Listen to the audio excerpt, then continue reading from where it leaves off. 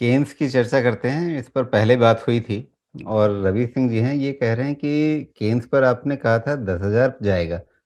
मुझे तो ध्यान में नहीं आ रहा, आपने ऐसा बताया था क्या? और इन्होंने खरीद लिया है 6400 पे और अब इनको नुकसान हो गया है।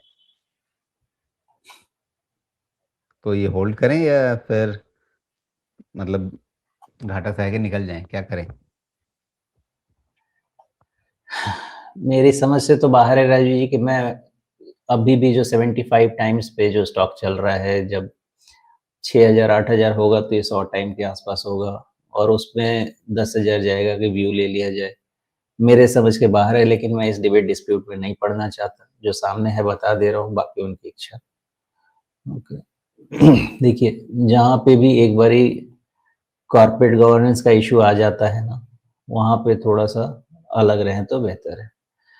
अभी तक कहीं ये प्रूव नहीं हुआ है या कहीं ऐसा इन्वेस्टिगेशन में नहीं आया, जब तक सेबी का इन्वेस्टिगेशन टाइप नहीं चले, पूरी सच्चाई बाहर नहीं निकल सकती है। ये थोड़ी अटकलें ही चलेंगी।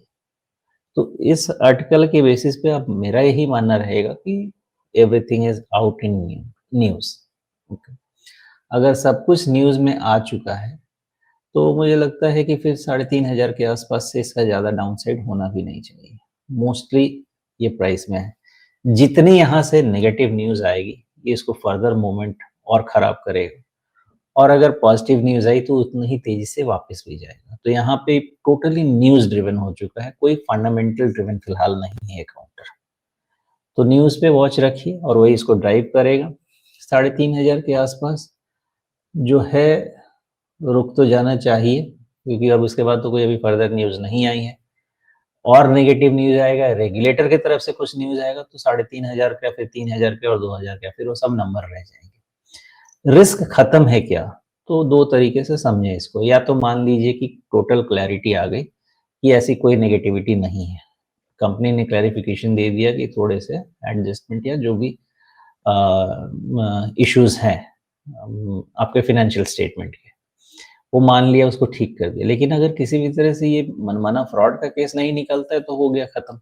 लेकिन अगर फर्दर इन्वेस्टिगेशन होता है और पता चलता है ये कहीं पे इंटेंशन का इशू है, इंटेंट का प्रॉब्लम है, क्योंकि अल्टीमेटली कंपनी का ऑडिट भी तो हुआ होगा, ऑडिटर्स ने उसको अप्रूव भी तो किया होगा, तो वो भी तो देखना होगा कि ऑडिटर्स ने सही अप्रूव किया है, नहीं किया है। तो ये बिना रेगुलेटर के इन्वेस्टिगेशन के बाहर नहीं आएगा।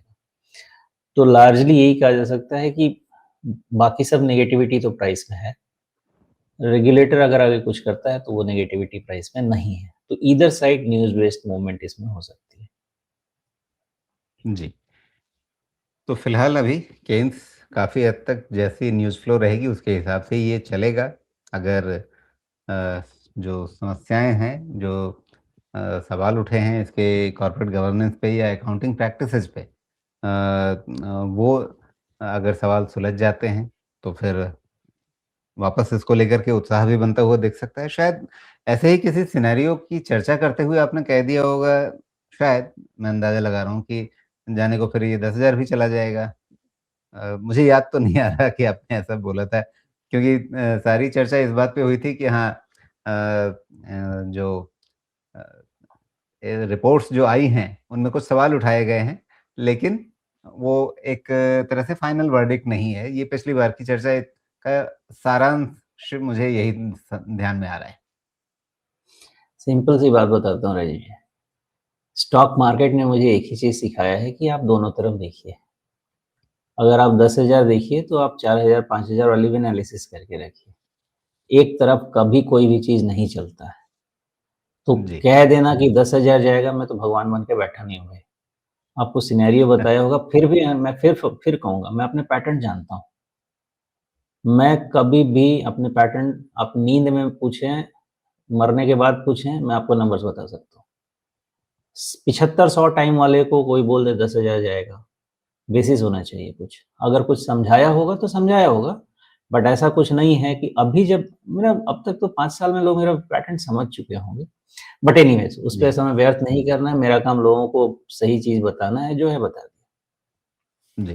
कई बार ये होता है कि आधे-अधूरे तरीके से बात समझ कर के कोई एक मतलब आप अगर पूरी तस्वीर पेंट करने जा रहे हो और उसका एक कोना पकड़ करके कोई एक बता दिया जाए कि यही एक व्यू दिया गया था, तो वो शायद अ, मतलब अगर पूरा पर्सपेक्टिव रखा गया है तो उस पर्सपेक्टिव को समझने के लिए भी आपको थोड़ी-सी मेहनत करनी पड़ेगी।